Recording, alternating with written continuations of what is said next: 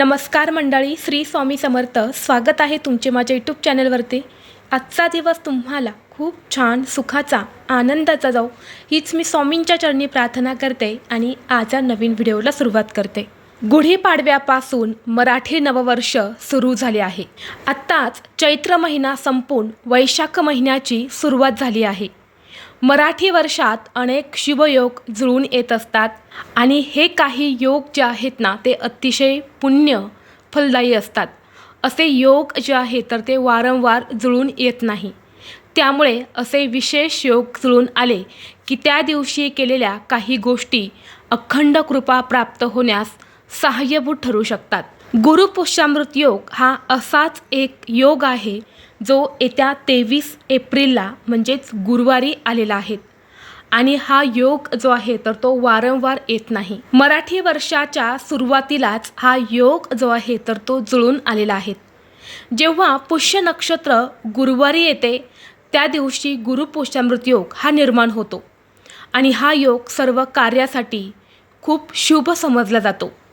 या योगावर सोने खरेदी केली असता त्याची वृद्धी होते अशी धार्मिक मान्यता आहे. यशाच्या प्राप्तीसाठी गुरुपुष्यामृत योगावर कोणत्याही नवीन कार्याचा आरंभ केला जातो. नव्या व्यापाराची सुरुवात करणे, नवे काम हाती घेणे, बंद पडलेले काम पुन्हा सुरू करणे असे केल्याने मोठे यश प्राप्त होते. अन्य कोणत्याही कामासाठी हा योग खूप शुभ मानला जातो. परंतु या दिवशी विवाह जो आहे तर तो वर्ज्य केला जातो कारण पुष्य नक्षत्र हे विवाहास वर्ज्य मानले जाते. गुरुवारी 23 एप्रिलला गुरुपुष्यामृत योग हा रात्री 8:57 सुरू होणार आहे आणि रात्री 6:17 संपणार आहे. गुरुपुष्यामृत योग म्हणजे हे पुष्य नक्षत्र पोषण करणारे आहेत, शक्ती देणारे, ऊर्जा देणारे आणि पुष्याचे आधीचे नाव तिष्य असे आहे. त्याचा अर्थ आहे शुभ, सुंदर, सुख संपदा देणारा आणि म्हणून ऋग्वेदात पुष्य नक्षत्राला मंगलदायी किंवा मांगलिक तारा असेही म्हणतात. या दिवशी हाती घेतलेल्या कामांमध्ये यश मिळवायचे असल्यास आपल्या कुलदेवतेची मनोभावे पूजा करणे खूप फलदायक मानले जाते. गुरुपुष्यामृत योगावर लक्ष्मी देवीची विशेष पूजा केली जाते.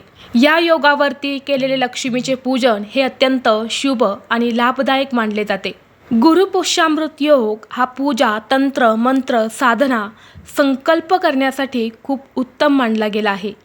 गुरुपुष्य योगावरती गुरुमंत्र घेणे खूप उत्तम मानले जाते. तसेच हा दिवस गुंतवणुकीसाठी सुद्धा खूप शुभ मानला गेला आहे. धार्मिक दृष्टीने हा दिवस खूप महत्त्वाचा आणि शुभ असल्यामुळे आपल्या ज्योतिषशास्त्रामध्ये या दिवशी करण्यासाठी काही प्रभावी उपायसुद्धा सांगितले जातात. आज व्हिडिओमध्ये मी तुम्हाला एक अत्यंत प्रभावी असा उपाय सांगणार आहे.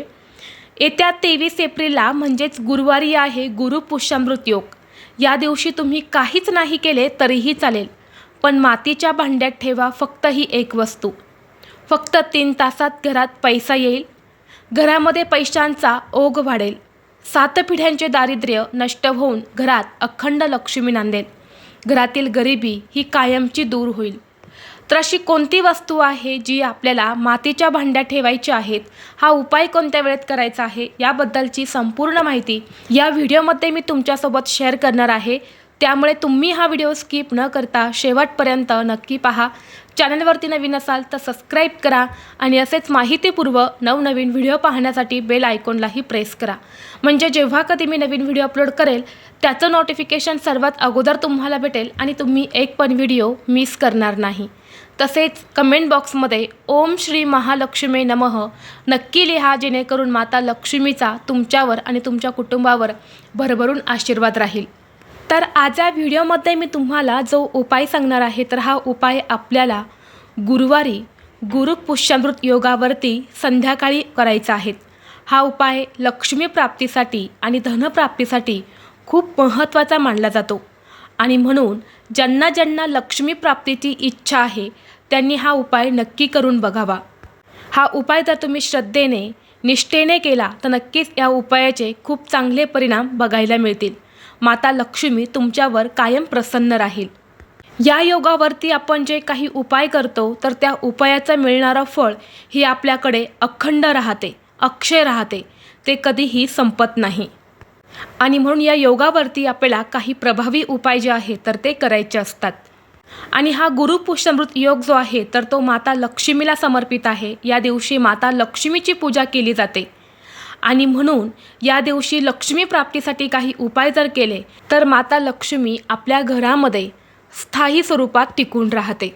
आणि म्हणून जर तुमच्या घरामध्ये पैसा टिकत नसेल, पैशांच्या अडचणी येत आहे, कष्ट मेहनत करूनही घरामध्ये पैसा येत नाही, पैसे येण्याचे सर्व मार्ग हे बंद झालेले असेल, किंवा सतत तुम्हाला इतरांकडून उसने पैसे घेण्याची वेळ येत असेल, तुमच्यावरती एखादं कर्ज आहे, सतत आर्थिक समस्या येत असतील, घरामध्ये लक्ष्मीच टिकत नसेल, जिथे तुम्ही 50 रुपये कमवतात तिथे तुमचे 100 रुपये खर्च होत असतील, तर अशा सर्व आर्थिक अडचणी ज्या आहेत तर त्या दूर होण्यासाठी हा उपाय जो आहे तर तो तुम्हाला करायचा आहे.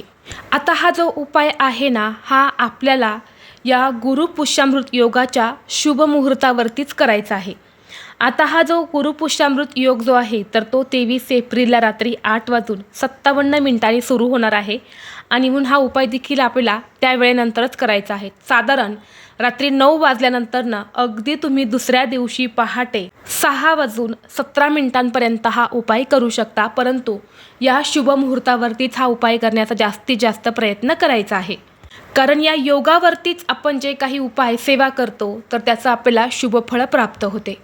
आता हा उपाय करण्यासाठी आपल्याला एक मातीचं बोळकं लागणार आहे, ज्याला तुम्ही कुल्लड म्हणत असेल, किंवा बघा आपण संक्रांतीचं जे काही सुगड पूजन करत असतो तर त्याचं बोळकं तुमच्याकडे असेल, किंवा मातीची एखादी छोटीशी हंडी तुमच्याकडे असेल तर ते तुम्ही घेऊ शकता. नवीनच घेतलं पाहिजे असं काही नाही. तुमच्या घरामध्ये जुनं संक्रांतीचं एखादं बोळकं शिल्लक असेल तर ते तुम्ही घेतलं तरीसुद्धा चालेल. फक्त घेताना कुठेही टिचलेलं, फुटलेलं असं घेऊ नका. चांगलं व्यवस्थित तुम्हाला बोळकं जे आहे तर ते घ्यायचं आहे. सर्वप्रथम हे तुम्हाला स्वच्छ धुवून काढायचं आहे, उन्हामध्ये वाळवून घ्यायचं आहे. म्हणून तुम्ही या गोष्टी या दिवशी सकाळीच करून ठेवल्या तरीसुद्धा चालेल. दिवसभरामध्ये तुम्ही या सगळ्या छानपैकी या सगळ्या गोष्टी ज्या आहेत त्या करून ठेवा. आणि संध्याकाळी हा गुरुपुष्यामृत योग सुरू झाला की देवघरामध्ये दिवा लावून लगेच या उपायाला सुरुवात करायची. आता हे जे मातीचं बोळकं आहे तर ते तुम्हाला तुमच्या देवघरामध्ये असणाऱ्या माता लक्ष्मीच्या फोटोजवळ ठेवायचं आहे, किंवा माता लक्ष्मीच्या अगदी चरणाजवळ हे बोळकं तुम्हाला ठेवायला जागा असेल तर तिथे ठेवलं तरीसुद्धा चालेल. आणि तिथे जागा नसेल तर देवघरामध्ये जिथे कुठे जागा आहे तिथे तुम्ही ठेवू शकता. आता सर्वप्रथम आपल्याला या बोळक्यावरती हळदीने एक स्वस्तिक जे आहे तर ते काढून घ्यायचं आहे. स्वस्तिक काढताना ते व्यवस्थित काढायचं आहे. त्याच्या कडाच्या 2 लाईन मधले 4 टिंब जे आहेत तर ते व्यवस्थितपणे द्यायचे आहेत. अर्धवट किंवा चुकीचं स्वस्तिक काढू नका, नाहीतर त्याचं कोणतंही फळ जे आहे तर ते आपल्याला मिळत नाही. म्हणून व्यवस्थित बघून तुम्हाला हळदीने त्या बोळक्यावरती एका साईडने स्वस्तिक काढून घ्यायचं आहे. यानंतर त्या बोळक्यामध्ये आपल्याला सगळ्यात अगोदर काही भीमसेनी कापूरवड्या ज्या असतात तर त्या भरायच्या आहेत. अगदी 7 ते 8 तुम्ही भीमसेनी कापूरवड्या टाकू शकता.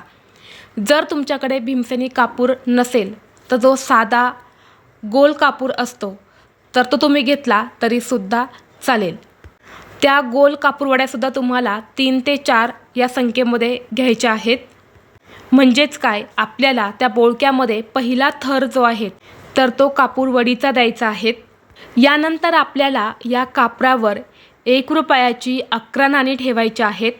तर 11 नाणी घेताना शक्यतो तुम्हाला 1 साल असलेली मिळाली तर नक्कीच ती घ्या. म्हणजेच काय, 1 रुपयाची नाणी समजा तुमच्याकडे 2023ची सगळी नाणी आहे तर ती तुम्ही घ्या, किंवा कोणत्याही सालाची असतील तरीही चालतील. पण 11 नाणी शक्यतो तुम्हाला एका सालची असेल तर तीच घ्या. नसेल तर वेगवेगळ्या सालाची असेल तर तीसुद्धा तुम्ही घेऊ शकता. फक्त 1 रुपयांची 11 नाणी जी आहेत तर ते तुम्हाला 11 रुपये असे घेऊन त्या बोळक्यामध्ये ठेवायचे आहेत. यानंतर आपल्याला या नाण्यांच्यावरून चिमूटभर पिवळी मोहरी टाकायची आहेत. जर तुमच्याकडे पिवळी मोहरी नसेल तर आपल्या देवघरामध्ये जी कवडी असते पिवळ्या रंगाची किंवा पांढऱ्या रंगाची तर त्यातली एक कवडी तुम्हाला घेऊन त्या बोळक्यामध्ये टाकायची आहेत. जर तुमच्याकडे पिवळी मोहरी नसेल आणि कवडीही नसेल तर अशा वेळी काय करायचं आहे, आपल्या स्वयंपाकघरामध्ये जी लवंग असते आपण स्वयंपाकघरामध्ये वापरतो, तर एक फुलासहित असलेली लवंग जी आहे तर ती तुम्हाला घ्यायची आहेत आणि ती लवंग आपल्याला त्या मातीच्या भांड्यामध्ये ठेवायची आहे. आता हे तिन्ही वस्तू तुम्हाला घेण्याची गरज नाही. म्हणजे पिवळी मोहरी असेल तर अशावेळी तुम्ही कवडी आणि लवंगा ह्या घ्यायच्या नाहीत, किंवा तुमच्याकडे कवडी आहे तर तुम्ही कवडीच घेऊ शकता. तुम्हाला मोहरी आणि लवंग घेण्याची गरज नाही. या तीनपैकी जी वस्तू तुमच्याकडे आहे तीच एकच वस्तू घेऊन तुम्हाला त्या मातीच्या भांड्यामध्ये टाकायची आहेत. म्हणजेच काय, तुम्हाला काय लागणार आहे तर त्या मातीच्या भांड्यामध्ये सगळ्यात अगोदर आपण भीमसेनी कापूरवड्या ठेवल्या आहेत 5 ते 7 आणि यानंतर त्यावरून आपण 1 रुपयांची 11 नाणी जी आहेत तर ती ठेवलेली आहेत आणि त्यासोबतच सांगितल्याप्रमाणे पिवळी मोहरी, कवडी किंवा लवंग जी आहे तर ती आपण ठेवली आहे. आता या सगळ्या वस्तू तुम्ही त्या बोळक्यामध्ये भरल्यानंतर तुम्हाला त्या बोळक्यावरती एक फूल ठेवायचं आहे. आता संध्याकाळच्या वेळेस आपण फुलं तोडत नाही म्हणून दिवसभरामध्येच तुम्ही फुलं जी आहे तर ती आणून ठेवायची आहे. शक्यतो लाल किंवा पिवळं फुल असेल तर तेच घेण्याचा प्रयत्न करा. आता हे फूल तुम्ही त्या बोळक्यावरती ठेवल्यानंतर सर्वप्रथम तुम्हाला माता लक्ष्मीला हळद कुंकू अर्पण करायचं आहे. यानंतर त्या बोळक्याला सुद्धा हळदी कुंकू तुम्हाला लावून घ्यायचं आहे आणि माता लक्ष्मीला मनोभावे प्रार्थना करायच्या आहेत. तिचा वरदहस्त हा आपल्या घरावर कायम राहावा, आर्थिक प्राप्तीसाठी, लक्ष्मी प्राप्तीसाठी, तसेच पैशांचा ओघ हा कायम वाढता राहावा, आर्थिक परिस्थिती ही आपली चांगली राहावी, आपल्याला कधीही पैशा पाण्याची कमतरता पडू नये अशी मनोभावे प्रार्थना करायची आहेत. यानंतर तुम्हाला हे जे बोळकं आहे तर तिथेच तुमच्या देवघरामध्ये जागेवरती राहून द्यायचं आहे.